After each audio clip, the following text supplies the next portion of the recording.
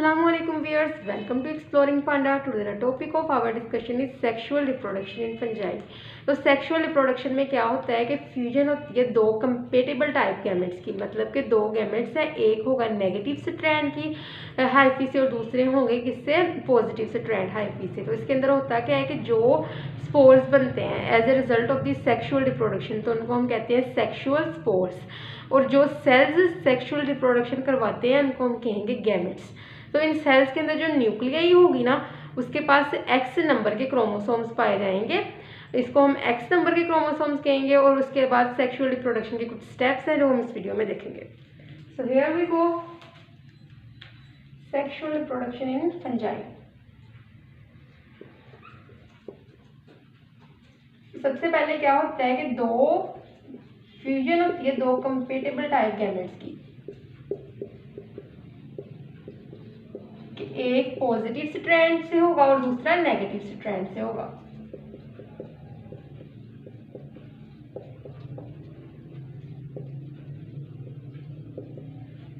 इस तरह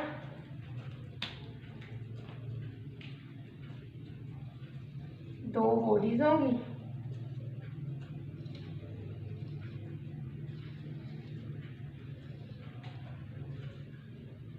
ये इसके ऊपर ए सेक्सुअल स्पोर्स भी लगे होंगे। ये जो स्पोर्स बने हैं इस बॉडी के अंदर, ये ए सेक्सुअल रिप्रोडक्शन के रिजल्ट में बने हैं, ठीक है। ये स्पॉन्जियोफोर है,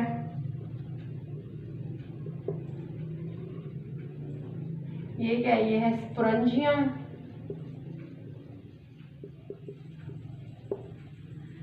ठीक है। तो ये भी स्पॉन्जियोफोर है, ये भी स्पॉन्जियम है। तो एक जो होगा हाइफी उसको हम नाम दे देंगे, ये क्या है, नेगेटिव स्ट्रैंड, और दूसरे को नाम दे देंगे पॉजिटिव स्ट्रैंड। और वो सेल्स जो यहाँ पे सेक्सुअल रिप्रोडक्शन में इन्वॉल्व होंगे, मतलब कि मेटिंग में इन्वॉल्व होंगे, जो सेल्स आपस में मिलेंगे जिनकी न्यूक्लियाई फ्यूज करेगी, उनको हम क्या कह देंगे, ये क्या है, ये है सेक्स सेल्स।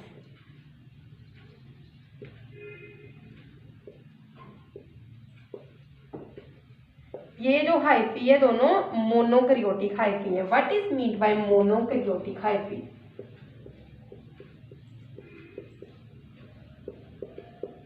मोनोकैरियोटिक का मतलब होता है, मोनो का मतलब होता है वन एंड कैरियोन का मतलब होता है न्यूक्लियस।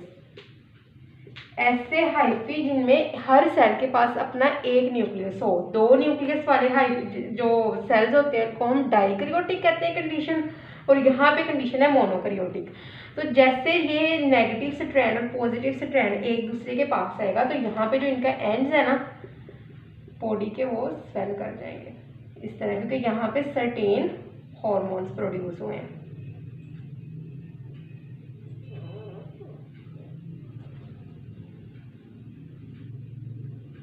इस तरह, और मीटिंग यहाँ पे हो गई है। तो इस तरह फिर स्वेलिंग होती है due to the production of certain hormones. तो यहाँ पे अब दो अमल होंगे, एक प्लाज्मोगैमी फिर कैरियोगैमी, और उसके बाद क्या होगी, मियोटिक डिवीजन, ठीक है। तो सबसे पहले ये दोनों जो होंगे ये सेल्स मिल जाएंगे, लाइन रिमूव हो जाएगी, और ये दोनों न्यूक्लियस जो होंगे वो इकट्ठे हो जाएंगे। लेकिन ये जब तक ये फ्यूज नहीं करेंगे दोनों न्यूक्लियस, तो ये कंडीशन कौन सी होगी, यहाँ पे डाइकैरियोटिक। अब डाइकैरियोटिक का मतलब क्या है, di means two and karyon means nucleus. तो डाइकैरियोटिक कंडीशन वो होती है जिसके अंदर दो न्यूक्लियस एज इट इज इकट्ठे रहते हैं और फ्यूज नहीं करते। तो ये एक डाइकैरियोटिक कंडीशन में ये हाइफी के अंदर रहेगी। उसके बाद ये हुई है प्लाज्मोगैमी। यहाँ पे प्लाज्मोगैमी पहले हुई तो अभी प्लाज्मोगैमी हो जाएगी, लेकिन फंजाई में क्या होता है कि इसमें प्लाज्मोगैमी हो जाती है और कैरियोगैमी फौरन नहीं होती प्लाज्मोगैमी के बाद, कि ये कोई साल भी लग सकता है, 2 साल भी लग सकते हैं, 10 साल भी लग सकते हैं। एज इट इज न्यूक्लियस वहाँ पे पड़े रहेंगे, वो आपस में फ्यूज नहीं होंगे। तो सबसे पहले हुई है यहाँ पे प्लाज्मोगैमी। तो plasmogamy is the fusion of cytoplasm.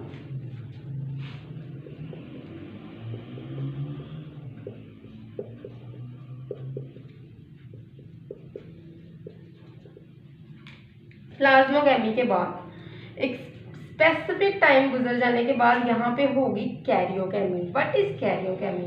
Karyogamy is the fusion of nucleus. जब न्यूक्लियस फ्यूज करके एक डिप्लॉयड जाइगोट बना देते हैं। तो यहाँ पे जो ये बन गया, ये क्या है? ये है डिप्लॉयड जाइगोट। क्यों इसको डिप्लॉयड कहा गया? क्योंकि वन एंड एक न्यूक्लियस, वन एंड न्यूक्लियस, दो हप्लॉइड न्यूक्लियस मिले थे, तो एक टू एंड डिप्लॉयड जाइगोट बन गया यहाँ पे। डिप्लॉयड जाइगोट कैसे बना? कैरियोगेमी से।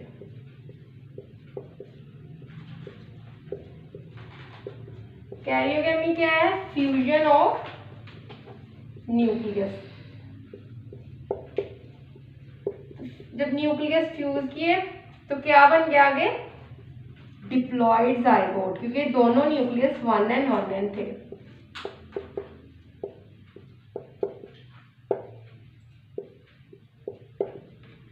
अब डिप्लॉयड जाइगोट यहाँ पे बन गया। उसके बाद थर्ड स्टेप में क्या होना है कि जो ये डिप्लॉयड जाइगोट है ना, ये तो नहीं हो सकता ना कि डिप्लॉयड जाइगोट जो आ गया माइटोसिस कर जाए और 2n स्पोर बना दे। कभी भी नहीं होगा, क्योंकि स्पोर हमेशा 1n होता है। तो इस डिप्लॉयड जाइगोट के अंदर क्या होगी? मियोटिक डिवीजन होगी, इसके अंदर रिडक्शन डिवीजन होगी, मियोसिस होगी। In which what? In diploid zygote. तो क्या होगा कि ये 2n जाइगोट मियोसिस करके 1n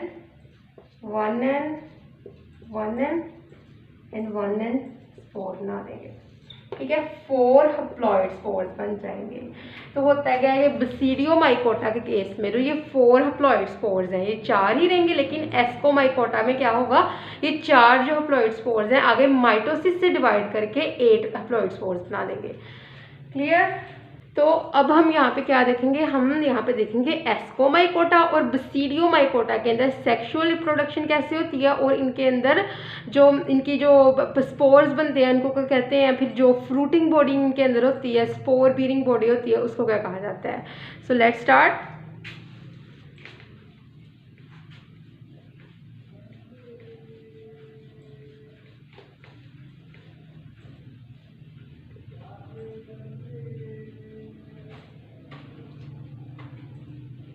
एस्कोमाइकोटा को सैक फंजाई भी कहा जाता है। क्यों? क्योंकि जो इनके अंदर स्पोर्स प्रोड्यूस होते हैं वो एक सैक लाइक स्ट्रक्चर के अंदर प्रोड्यूस होते हैं, इसीलिए इसको हम क्या कहते हैं? सैक लाइक फंजाई या फिर सैक फंजाई। ठीक है, तो एस्कोमाइकोटा के अंदर जो स्पोर प्रोड्यूस होंगे इनको हम एस्कोस्पोर कहेंगे, और जिस बॉडी के अंदर वो प्रोड्यूस होंगे उसको हम क्या कहेंगे? एस्काई या फिर एस्कस। तो क्या है ये? सैक फंजाई है। ओके,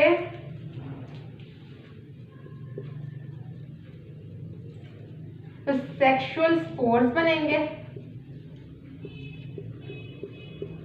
इन एस्कोमाइसीड्स।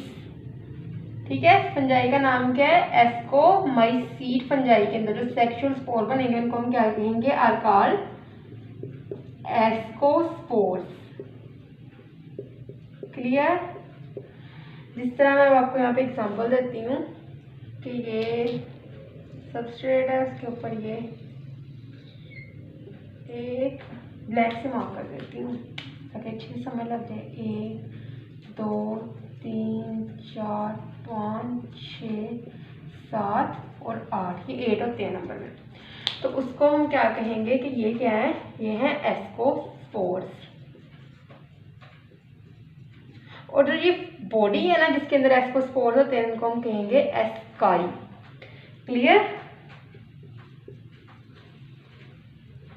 तो एस्काई वो बॉडी होती है, मैं अब इसकी नई डेफिनेशन लिखूंगी, ज़्यादा टाइम लगेगा। एस्काई वो बॉडी होगी, वो बॉडी जिसके अंदर एस्कोस्पोर्स होते हैं। ओके, और ये भी बात आपने लिख लेनी है कि सैक लाइक फंजाई को क्यों कहा जाता है? क्योंकि इसके अंदर जो स्पोर प्रोड्यूस होते हैं वो सैक लाइक स्ट्रक्चर के अंदर प्रोड्यूस होते हैं। ओके, तो इसकी अगर हम एग्जाम्पल की बात करें तो एस्कोमाइकोटा फंजाई होती है, इसकी 60,000 स्पीशीज होती हैं, 60,000 स्पीशीज हैं किसके अंदर, lichen and mycorrhizal association.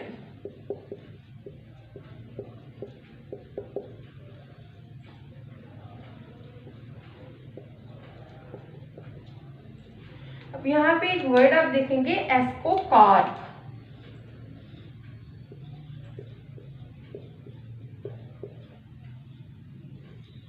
Ascocarp क्या है, देखेंगे ये एक एस्काई, 2 एस्काई, 3 एस्काई, 4 एस्काई, ठीक है। इनके अंदर वैसे ही स्पोर्स हैं 8 मैं 8 नंबर लिख देती हूँ, ठीक है। तो ऐसी फ्रूटिंग बॉडी, एस्काई एक फ्रूटिंग बॉडी है इंक्लोजिंग एस्कस, जिनके अंदर एस्कस मौजूद होते हैं, ठीक है। ये एक फ्रूटिंग बॉडी होती है एस्कोकार्प। जो कार्प वर्ड है ना वो होता है इस्तेमाल फ्रूट के लिए, क्लियर। तो अब हम देखते हैं कि इनके अंदर रिप्रोडक्शन कैसे होती है। सबसे पहले देखेंगे एसेक्सुअल रिप्रोडक्शन इनके अंदर कैसे होती है।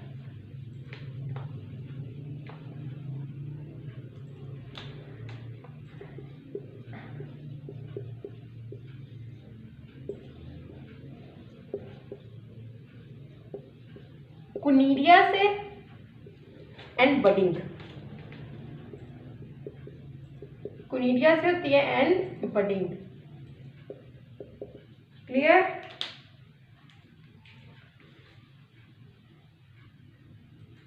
नेक्स्ट वन इज, आपने ये देखा है कि ना इनके अंदर फ्रेगमेंटेशन हुई है ना, इनके अंदर क्या हुई है, फिजन हुई है ना, इनके अंदर एसेक्सुअल स्पोर्स बने हैं, मतलब कि स्पॉन्जियम वगैरह का कोई कॉन्सेप्ट नहीं है यहाँ पे। सेक्सुअल स्पोर्स के अंदर वही सारा काम होगा कि दो जो होंगे वो कंपेटेबल टाइप की न्यूक्लियाई वो आपस में आगे मिलेंगी। पहले होगी प्लाज्मोगैमी, फिर होगी कैरियोगैमी, उसके बाद होगी मियोटिक डिवीजन के डिप्लॉयड जाइगोट के अंदर, और 4 स्पोर्स बन जाएंगे, और स्पोर्स के अंदर होगी माइटोसिस और 8 बन जाएंगे।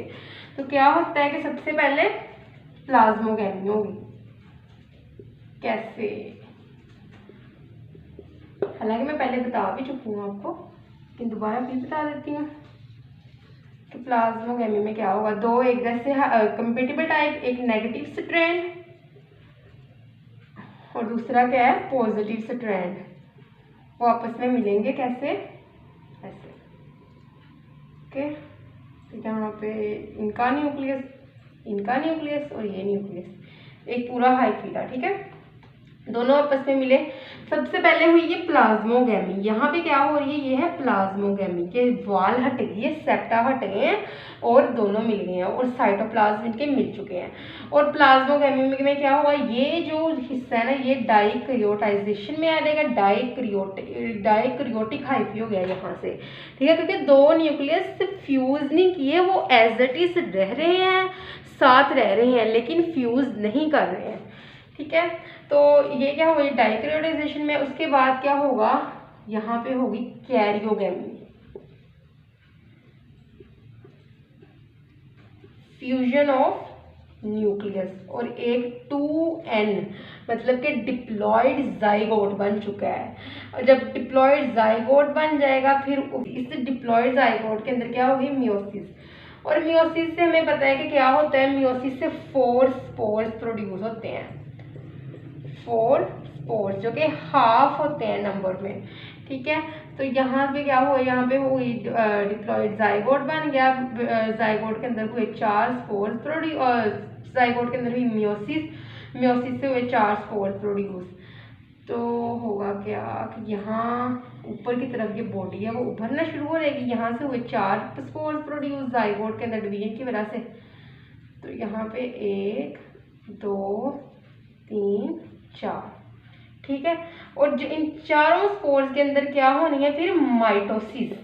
तो माइटोसिस जब होती है तो कितने, एक सेल 2 के अंदर चेंज हो जाता है। मियोसिस में एक सेल 4 के अंदर चेंज होता है। तो यहाँ पे हर सेल ने अपना अपना एक स्पोर बना लिया है, 1 2 3 4 हो गया 8 स्पोर। एस्कोस्पोर 8 होते हैं नंबर के अंदर। Clear? So I hope so कि आपको एस्कोमाइकोटा की समझ लग गई होगी, लेकिन अगर कोई भी कंफ्यूजन है तो आप कमेंट सेक्शन में पूछ सकते हैं। The second one is basidiomycota. Basidiomycota को क्लब शेप फंजाई भी कहते हैं। किस वजह से? इस बसीडियम की वजह से, जो कि क्लब शेप स्ट्रक्चर है जिसके ऊपर स्पोर्स बनते हैं। इसकी एंड से जो होते हैं स्पोर्स बनते हैं। तो स्टेरिग्मा है ना, आप देख सकते हैं यहाँ पे, ये एक स्पोर स्पोर्टिंग स्ट्रक्चर है। ठीक है, तो इसको क्या कहते हैं हम लोग? Club fungi.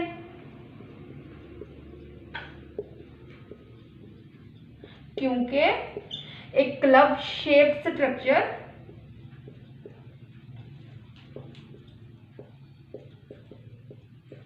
बसीडियम, जिसको बसीडियम कहा जाता है, वो form spores in it, spore on its surface. Okay, clear? और जो स्टेरिग्मा होता है बसीडियम के ऊपर स्ट्रक्चर पाया जाता है, ये स्पोर्स को सपोर्ट करता है, ये इसको थाम के रखता है।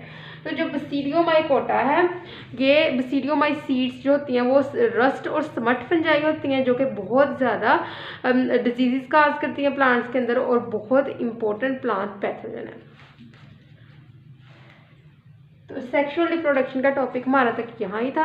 आई होप सो कि आपको समझ लग गई होगी, लेकिन अगर किसी भी किस्म की कोई कन्फ्यूजन है तो आप कमेंट सेक्शन में पूछ सकते हैं। Thank you so much.